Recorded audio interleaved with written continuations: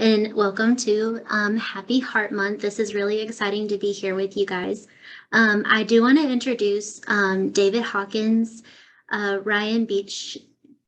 Wow, I feel really, we just discussed what his name was. It's Beechna and Callie Horn.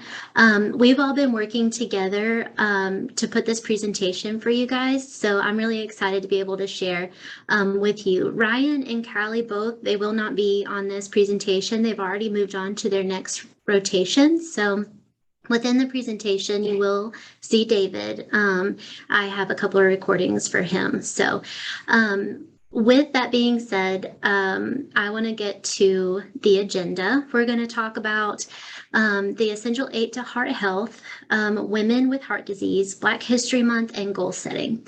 So with that, does anybody know or can they name any of the top essential heart health from the American Heart Association? You can just put it in the chat if you want to. That way I can kind of see where we are. And then also, what is one thing that you have done today to help your heart? And who do you think is at the highest risk for heart disease? I feel like that's a really important question, and I want to be able to answer that for you guys. Okay, so here's the list. Did we have anybody that got any, like one or more correct? Let's see, we have somebody said no smoking and exercise.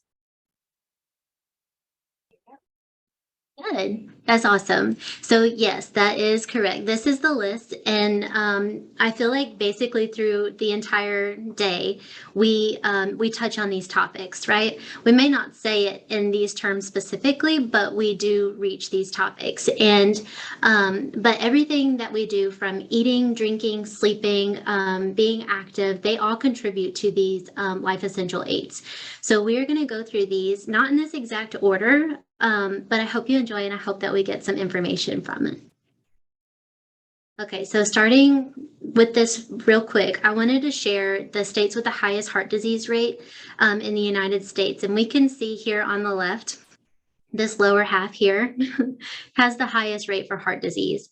And that's, I know it's a lot to look at, and it's, to me, it's kind of upsetting to be able to look at it and know that that's where we are, but that's the reality of it. So one of the things that we want to talk about is how are we going to fix this? How are we going to get ourselves out of this red zone? And then on the other side, this is the heart disease death rates from 2018 to 2020, ages 35 and up. And not to like make a joke or anything, but it like is bleeding crimson, right? Like it is legit crimson. I'm more of an orange and blue girl, but it's fine. We're going to get there. So anyways, so I think that it's good to note that like we are the Southern Belt. We are the Southern cuisine. We are the ones that do, the laid back, the Sunday after church meals and stuff with our families. So, and then the northern states have more, parks and hiking and safer bike routes and stuff on the roads. Like I was so surprised when I went out to Utah and I saw that they have like a whole lane to themselves for just bikes. And could you imagine if we had that here in Birmingham? I mean, it'd be kind of wild, but like how much difference, a difference it could make for so many people. So so just wanting to talk about that. And I'm so glad that y'all are here because we may know somebody, you yourself, a friend, family member, coworker that may be struggling or have risk of heart disease. And I've always been one to believe that knowing is saving. So if we know the signs and symptoms of heart disease, we have a better opportunity to support and share what we know to be able to help our loved ones. So a few things of the signs and symptoms to know that are just basic are chest discomfort, like total upper body discomfort, and then like shortness of breath. So this is really important to know also that if after you worked out, sometimes you're short of breath and you have tightness, if you've had a long day or if you're very stressed. So it's similar in the way that it's the same type of symptoms, but we need to understand what the differences are with them. So if you're having these symptoms that are like prolonged or happening more often than just after working out, I urge you to go and get checked out and just make sure that you're asking all the questions and that you do not leave until you feel certain that everything has been addressed. So, all right, moving on. We are going to talk about managing weight. Sorry, I had to get to my notes. So, managing weight. Obesity has contributed to many health issues among the Americans, and we are currently 49th in cardiovascular disease.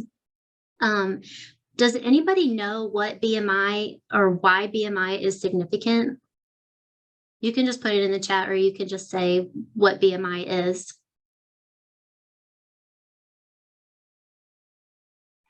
BMI is the numerical value of your weight in relation to your height. So this can give like us an idea as providers where you are as far as healthy weight, or if you could benefit from losing a little bit of weight for your overall health.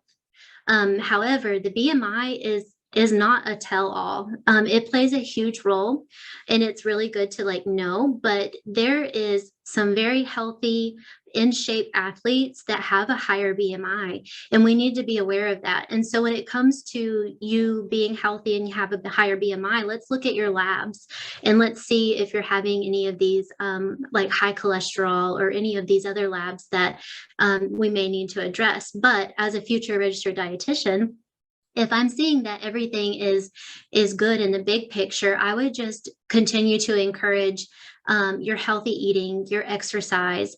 And if you ever get to a point where maybe that slows down, or you go through like a stressful situation and you're gaining your weight or you're losing your body mass or whatever, then we can talk about it and make sure that we're staying below in the normal range for the BMI. So, but looking at it, the best thing for BMI is like to know that the reduction of the unhealthy calories that we're taking in versus the exercise that we're putting out, we have to be able to evaluate like our current status. So in making the small, meaningful changes throughout the day, I believe is so important. And really just keeping track of how much that we're putting into our bodies and consuming. I'm not going to sit here and tell you that you need to count your calories every single day. There's a lot of people that works for, and there's a lot of people that if you tell them that, they're not, that's not something that they want to do. So just being mindful of like what you're putting into your system, and keeping track of like the colors. I like to see lots of fruits and vegetables and whole grains and meats and stuff in your diet. But if we're going to start today, and if this is something that you want to do today, I would just encourage you to start with the easiest thing that you can change and then work your way up to a full healthy plate. We've all seen the healthy plate diagram. So just one day at a time. It's not an overnight process, but the change starts with you. So moving into eating better, the American Heart Association has listed the recommendations for each food source, and I have those here on this slide for you. Good nutrition is a staple for our healthy living, emphasizing on fruits and vegetables. And this includes some starchy vegetables, whole grains, meats, nuts, and fish. And with the fish, it's particularly fatty fish. I have this whole list of fish right here. I don't know if you want me to actually read it to you, but some of them I don't even know or have tried. But if you are like wanting a good recipe or something, I would love to do the research and get you a good recipe for some fatty fish that we can incorporate into our diet. And I'd like for it to be at least twice a week. I think that is really important.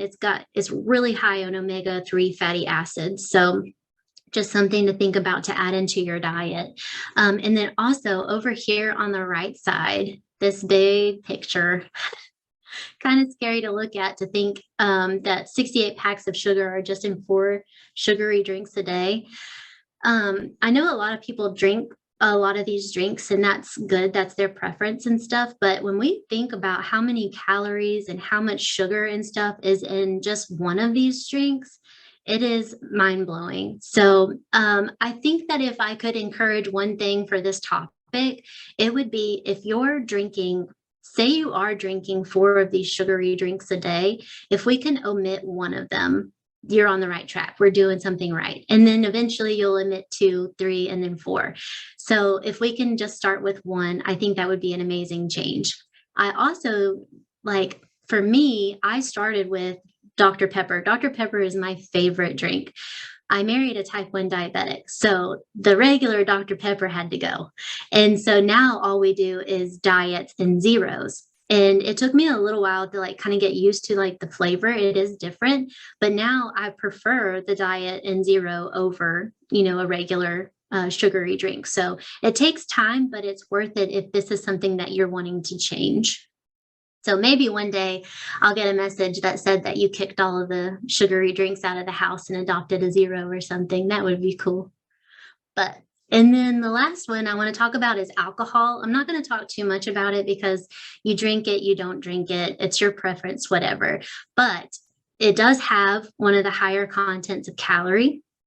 And so just for perspective, if we're going to drink a beer with our cheeseburger, you're equivalent to that. Your beer is equivalent to half of the cheeseburger. So we're having a cheeseburger and a half, and then you're adding on your fries or whatever your side is. So all that to say is just to be mindful of the content that you're putting into your body, because do we want to put all of these not negative, because cheeseburgers are awesome, but like not in the sense, do we want to put something that is not going to be beneficial long term for our bodies and then have to eat it again a few hours later because we're hungry? Or do we want to put something nutritional in our bodies with the same caloric intake that's going to be nourishing and whole for our bodies? So just something to think about.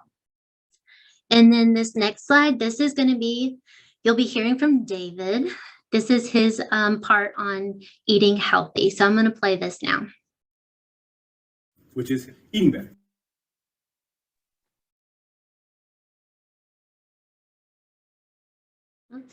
If you've ever had a health screening that indicated that you're at high risk for or have a cardiometabolic disease, then your provider more than likely encourage you to eat better. We hear this advice often, but what does it mean to eat better? And does it look the same for everyone? For those who have a goal of improving their heart health status, good nutrition needs to be cardioprotective. A cardioprotective diet focuses on selected foods and overall dietary patterns, rather than individual nutrients or supplements. Whenever our nutritional approach is based on foods and dietary patterns, we can minimize paradoxical food choices that may arise from a food selection. Oops. So sorry. Process that's guided by a single nutrient approach. For instance, in an effort to decrease their consumption of saturated fat and limit the total fat content of their diet, some folks avoid eating nuts or consuming vegetable oils. While at the same time, these individuals continue to consume processed low-fat deli meats and highly refined cereals, bread, and fat-free sugary desserts. A cardioprotective diet instead focuses on foods that make the meals and different diet or meal preparation approaches to constructing heart-healthy meals. A cardioprotective diet emphasizes the following foods: vegetables, fruits, whole grains, nuts, and fish. A cardioprotective diet also decreases the consumption of processed meats, alcohol, and sugar-sweetened beverages. Eating better means eating more fruits and vegetables. Numerous studies have shown the effectiveness of plant foods in lowering blood pressure, improving lipid profiles, and regenerating vascular endothelium. The Association recommends consuming 4 to 5 servings of vegetables each day, as well as 4 to 5 servings of fruit per day. When it comes to your vegetables, use your fist to determine your portion size. When it comes to your fruit, use a cupped handful to determine your portion size. Eating better also means consuming more whole grains and less refined grains. Whole grain is defined as the intact, ground, cracked, or flaked fruit of the grain that includes the endosperm, germ, and bran, whereas refined grains only contain the endosperm. The American Heart Association recommends that you consume 3 or more servings of whole grains daily. When it comes to a serving of whole cooked grains, the size of your portion would be about 1 cup handful of whatever whole grain source you choose. Eating better also means eating more fish. Sustained oily fish intake of more than 6 servings per week has been shown to reduce mortality risk. These oily fish sources, such as salmon, sardines, trout, and mackerel, are rich in omega-3 fatty acids. The American Heart Association recommends having 1 serving of fish twice per week. 1 serving of fish is equal to about 3.5 ounces, or the same size of your palm, both in width and in diameter. Eating more nuts is also a part of eating better. In randomized controlled trials, nut consumption has been shown to reduce total cholesterol, LDL cholesterol, and postprandial hypoglycemia following high carbohydrate meals. When it comes to what type of nuts, The American Heart Association recommends opting to eat more almonds, hazelnuts, peanuts, pecans, pistachios, and walnuts. Walnuts are especially high in omega-3 fatty acids, similar to the heart-healthy fat found in oily fish. But you want to be careful. The American Heart Association recommends having 4 to 5 servings of nut per week, not every day. A serving size for nuts is typically 1.5 ounces or 20 to 30 nuts if you're counting. When it comes to nut butter, a serving would be 2 tablespoons or a portion that is as big as your thumb. Okay, so that was David.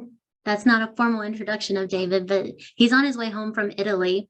So that's why he's like not here in person, but so thankful for him for putting this together for me. So to move on from Which what is eating better. If you've ever had a health let's see. So moving on from what he was talking about, we're going to go straight into, this is not the right slide. nutrition, I'm going the wrong way. I am so sorry.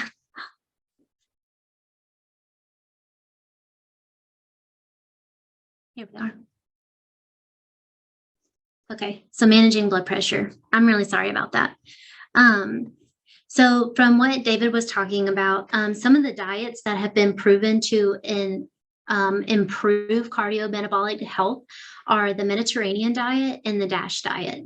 Both of these diets are like closely aligned to the guidelines given from the American Heart Association, with a large emphasis on fruits, vegetables, beans, and nuts, whole grains, fish, and really limiting some dairy. These diets, they also limit processed meat and fewer refined carbohydrates and sugary food sources. So when we're talking about blood pressure, one of the things that I noticed, I've been doing one of my rotations with Live Health Smart Alabama, where Ms. Roberts is, and we've been able to do some counseling. And one of the things that I've noticed is there's a lot of people maybe not understanding why our blood pressure raises, but they do know that a blood pressure of 120 over 80 is good, or, 120 over 80 or less. So to kind of like talk about what it is that causes our blood pressure to go up is like we need to be able to manage our stress. Stress levels can cause our blood pressure to raise. And a lot of the times, like, and especially with our diet, when we're like feeding ourselves these unhealthy foods, we're restricting the proper blood flow to where it needs to be going. And so it's important to keep it clear. And whenever we're managing our stress, there's so much stress in our everyday lives that I realize that sometimes it's like hard to step away from it. But one of the tips that I would like to give is, if you are in a stressful situation that is something that can be controlled, we need to step away from it. We need to take a walk. We need to go do some deep breathing and get yourself to a point where you feel confident to walk back into the situation and not be overwhelmed by the stress. Another tip is to sleep well. We're going to talk a little bit more about sleep, but sleeping well is a big one, because if we're not sleeping well, we're going to be stressed about the situation because we're not well rested. And then we need to be able to move more. So staying active will really help with the blood pressure. And if you are dealing with high blood pressure, I think it's important that we track it and you keep up with what your blood pressure has been doing over maybe a period of like a couple of days.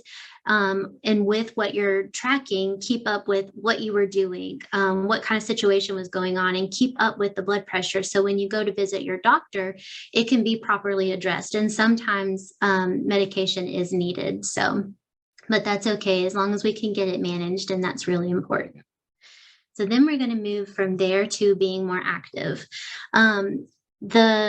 I wanted to know what people's favorite activities are throughout the day to like get themselves active, because I know some people work from home, some people are, at the hospital, and if you're on the floor, I know you're moving, but our bodies sometimes get used to the movement that we're expected.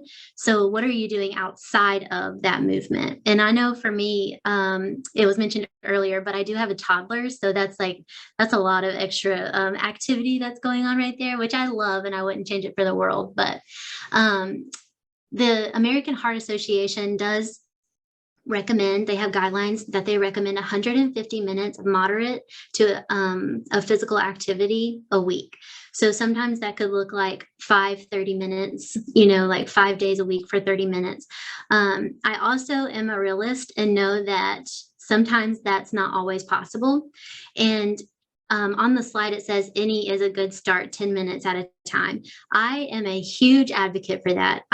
If you can give me 10 extra minutes outside of what you already do, I am so proud of you for that, because I get it. Like, life is hard. It's busy. We've got family, we've got jobs, school, all these things. Like, there's a lot going on. And I think that if we are just taking 10 minutes for ourselves, that is so important. And then if you just need like a couple of ideas, walk around your neighborhood, walk to your mailbox a couple of times, take the stairs if you have them in your house, just whatever you can do.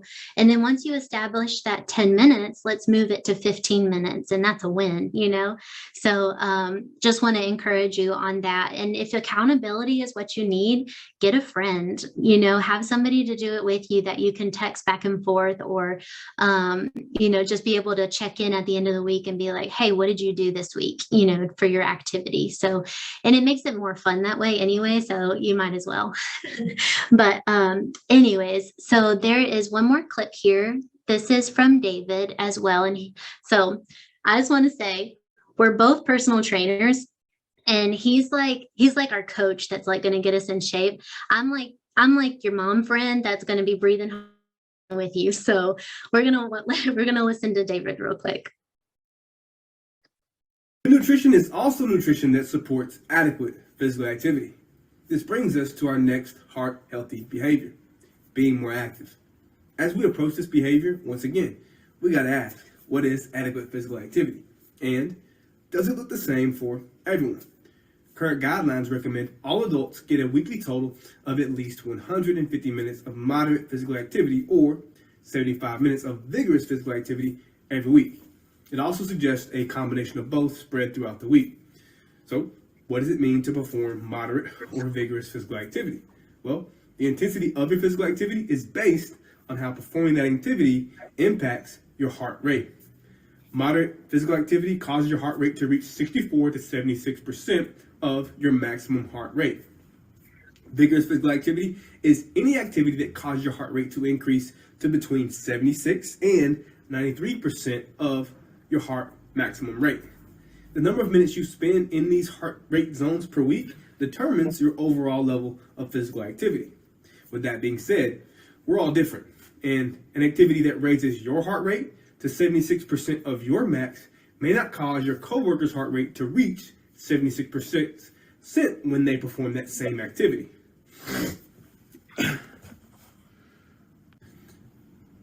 Starting out with small increases in your daily movement is key. Begin making small changes, such as choosing the stairs rather than the elevator, which may cause your heart rate to reach a moderate intensity level. You could also make an effort to spend less time seated at work. If you have a job that requires you to sit at your desk a lot, a strategy to help with this is to set a timer on your phone that goes off every 50 minutes. Each time this alarm goes off, take a quick 5-minute stroll around the office to prevent prolonged periods of sitting. Consider even taking the longer route to the bathroom while you're at work. Or perhaps you and your spouse start a new routine of going for a 10-minute stroll every Wednesday evening after dinner. Becoming more active doesn't mean gearing up for a marathon. It simply means looking for realistic strategies to sit less and spend more time on your feet throughout the day. As you begin to embrace these behavior changes, your cardiometabolic status will improve. As it improves, you'll find that taking the stairs and sitting less doesn't quite raise your heart rate to moderate rate of intensity anymore. To ensure that you're still getting adequate physical activity to support heart health, you'll more than likely need to consider an intentional exercise plan. Exercise is considered a first-line intervention to prevent and treat metabolic syndrome in adult populations. Exercise training has proven to be an effective non-pharmacological therapy for type 2 diabetes, hypertension, and metabolic syndrome risk factor management.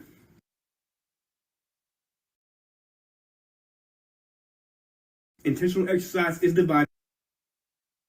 Nutrition is also So clearly I'm not a pro at this, but it's fine. Okay, so I do want to reiterate what he said about like setting a timer in our offices if we're being in our office all day.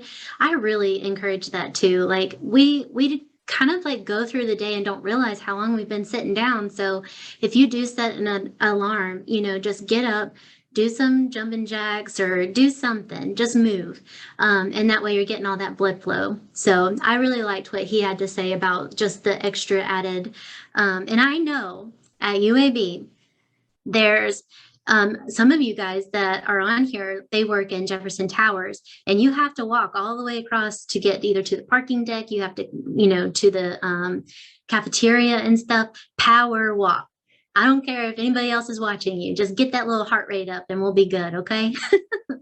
So, we're going to move on to controlling cholesterol. Ryan helped put this one together, and I think that he did a great job. And you can see that he went from best choice to choose less often. And this, I'm going to leave this up here so you can see it. I don't want to go through each of them, but I do have a question.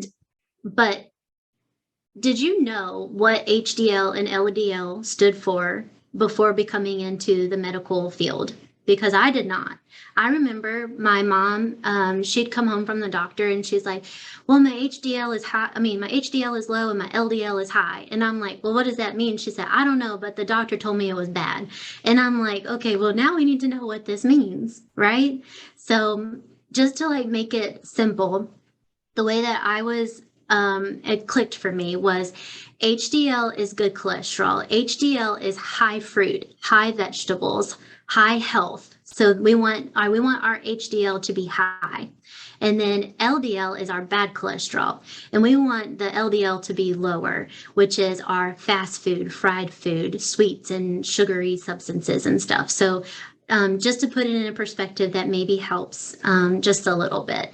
So, and then for our overall cholesterol, I just want to make a point that it's not always totally dietary. There are some cases where individuals have genetically high cholesterol, which is where I'm coming from with my mom.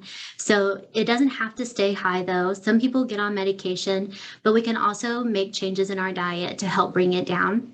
So keeping up with our good fruits and vegetables and all that kind of stuff will help get our HDL higher. And then like for overall, high fiber diet will also help with controlling our cholesterol. And I have a list here of some of the common whole grain foods. And my favorite thing that's on here is popcorn. And I remember like last week we were doing a consult and somebody asked me what like a good snack was. And it blows them away when I say popcorn. And I don't mean like the super buttery theater popcorn with a lot of salt. I'm just saying like your basic popcorn with the correct serving size is a good snack. So I just like to let people know that that's on there. So if you like popcorn like me, that's a good snack to go to, and it's high fiber. So I also wanted to touch on real quick the monosaturated, unsaturated fats and all of those different ones. So the unsaturated fats, they decrease the bad cholesterol, and they're naturally rich in antioxidants, which protect our heart and our brains. The polyunsaturated fats, they're high in omega-3 and they have heart healthy protective properties. Saturated fats, they're solid at room temp and are known for increasing our total cholesterol. So those should be done in moderation. And then finally, trans fat. These are artificially processed fats that can create inflammation and decrease our good cholesterol. When I hear like artificially processed fats, it automatically makes me like not happy, like it's like, that's bad. So I read this article that was posted from Harvard in 2015. And the FDA had actually ruled that the trans fats were completely unsafe to eat, and that there was a timeline that these food makers were given to completely eliminate the trans fats out of the food supply. And they just were able to show that there was a link between artificial trans fat and heart disease. So that was really interesting. Okay, managing blood sugar.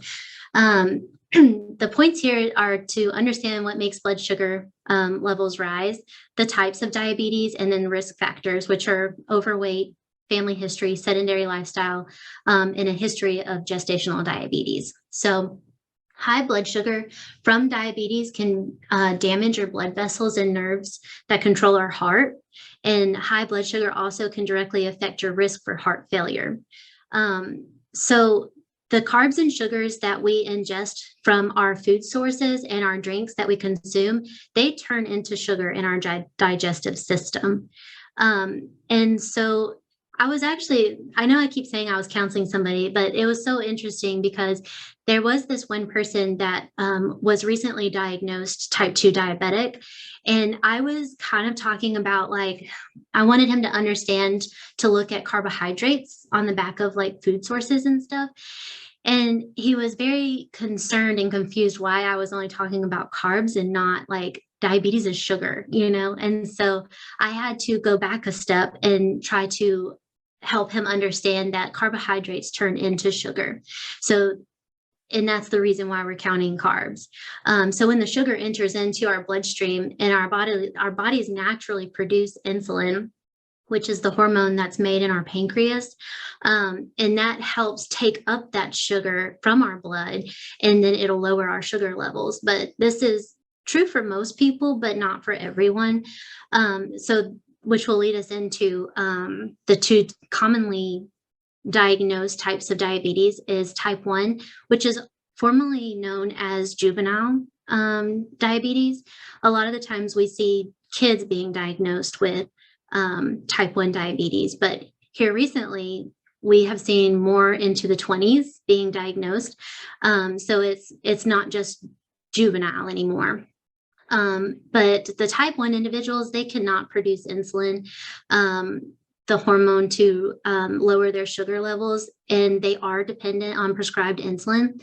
And most of the time you'll see a type 1 diabetic with a meter. They'll have the Dexcom, they've got a pump. Some of them, they still give themselves their own shots, but they are dependent on it. So this is them checking their blood sugar very often throughout the day. And then they're either going to give themselves insulin or do a bolus with the pump before, sometimes after their meals. And type 2 diabetics are needing a little bit of assistance with maintaining their levels. Some of them may not be producing enough insulin in order to bring down their levels. Their bodies are likely still producing insulin. It's just not being used efficiently. So there was a really cool analogy one of my professors gave is we have this tank that's for 100 years for insulin. And with type 2 diabetes, it's lowering and lowering because we're trying to use it, but we're not using it efficiently. So once we're able to manage it, we'll start building it back up. It's kind of interesting to hear it that way. But a lot of the times type 2 diabetics, they are needing to get onto prescribed medication. But as a future registered dietitian, blood sugar is something that I'm really passionate about, diabetes specifically. And my biggest hope and goal would be to be able to help those new onset diagnoses of type 2 get completely reversed, and then be a resource for those that are diagnosed with type 1 diabetes. So very passionate about it. There's also prediabetes. This is someone who falls between the normal and diabetic. You can see here their A1C is 5.7 to 6.4. The A1C is a test that doctors will choose to do. It'll show 3 months worth of what their blood sugar has been running. So they have an idea of where they are on this scale. But prediabetes, if there's no changes that occur, will become a diabetic. So I think with the proper changes involving their nutrition and exercise, they can find their way out of this and come back to a normal range. And we also have gestational diabetes. This is very common in pregnant women, and typically it does go away after giving birth. However, the mama is still encouraged to track her blood sugars throughout the day, maintain a healthy diet, and try to get exercise throughout their pregnancy and then after. In some of the cases of gestational diabetes, they have turned into type 2. On the screen here, the rates this says 30 million are unaware that they have diabetes. And that to me just, it's scary and it's just so crazy. It's such a large number. And I believe some of that is due to like not going to the doctor or having these symptoms and then not realizing that you're having the symptoms because they've been going on for so long that they've kind of been disregarded. So this one, I love this slide because I feel like it goes to show that everything that we do and how we fuel our bodies and contribute to our entire system. So if we lower our A1C, which is the blood test that we were talking about, and we maintain our blood pressure and keep good cholesterol high, we're preventing these diabetes complications. So with that, I think it's important to note that these changes do not happen overnight. Just like everything else that we've talked about, this is something that you have to wake up and make daily decisions and choices on how you're going to fuel and, provide for your body. I think, to be real, there's plenty of people that will need medicinal assistance until they get this under control and get to the end goal, which is hopefully no more medicine and they're able to make changes towards a healthy lifestyle. So this next slide here is just showing you the percentage between diabetes and obesity. And this dark purple here is, both, and it's flooded. So just a visual. Okay, getting healthy sleep. Healthy sleep is the newest Life Essential 8 component. The American Heart Association does recommend 7 to 9 hours. So this would be best if it was like completely uninterrupted, right? But we're like human and that doesn't always happen. But I think there are still ways that we can practice healthy sleep if we have a newborn, if we have upcoming deadlines or just big life events that are coming. The basic concept that I would like to share with you for you to take away is just how we use dental hygiene to promote our oral health. We need to use sleep hygiene practices to promote our sleep health. So some tips that I think would be like a healthy practice would be to go to bed when you're tired, put your phone across the room and avoid the blue light as much as possible, and maintain a consistent bed and wake time and get enough physical activity. This diagram here is from my first rotation. I was with a registered dietitian that was doing a sleep study. We don't have time to go through all of it, but I did want to share this. You can see that sleep problems are linked to the 10 leading causes of death. And that's a lot. The ones that I wanted to mention specifically are the heart disease, depression, and cognitive decline. And the reason that I want to mention those is because when we're like upset and we're going through a stressful situation, or we have like a life-altering, something that has gone on, what is typically like the response that people do? We stress eat, we don't eat, or we don't make good decisions when it comes around what we're eating, because it's a way to make us feel better. So when we're not sleeping, we're not making good decisions. And I think it's just important to note that if we can maintain a good sleep pattern and sleep hours, and with the proper, duration and everything, that we can probably lessen these sleep problems. So quitting tobacco. I'm not going to do a huge spiel or anything, but I did want to bring this up because it is one of the top 8. Quitting smoking. Smoking, it is one of the most preventable causes of death in the United States.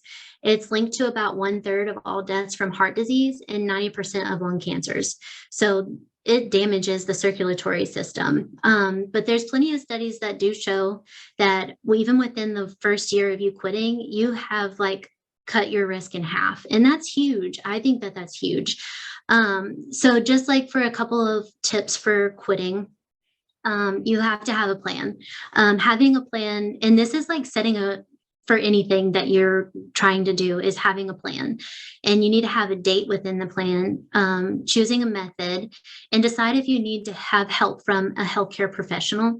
Down on the bottom of this screen here, you can see that I've put the call 1-800 number, and then there's the hotline, the online website. So this is for somebody that is wanting to quit. This is resources. These are free resources. And I just think it's so important that people know that this is available. So if this is something that you want to do, first of all, you're not doing it by yourself.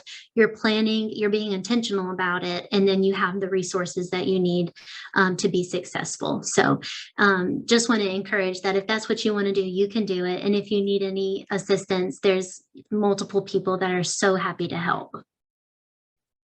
Okay, so we made it through the essential 8. I hope everybody's doing okay. I can't really see the chat, so we're going to get to that in just a moment. But I do have a couple of more things that I wanted to add real quick, if you'll give me just a few more minutes. My question at the beginning was, can anyone guess, who may be the greatest risk of heart disease? Did people get that one right? Yes, I saw a few people say women, so that's right. Yes, awesome. So women do face several barriers to heart health compared to men. The American Heart Association states that the risk factors for heart disease increase after menopause, and even as little as 10 years after, they're having heart attacks. So it's likely contributed to the lowering of estrogen, which, is going to happen. So I think that it also mentions that compared to men, women are 50% more likely to be misdiagnosed after having had a heart attack. And I know that some of the stuff that I was reading, it was just saying that it's increasingly difficult to diagnose women. And it has to go a long way with what women are up against, sometimes it could be pushed over as stress or being tired or, being a mom, having a long day, whatever it is. Sometimes we push off the way that we're feeling. So then whenever we talk about it, we're not really giving everything that needs to be addressed. So,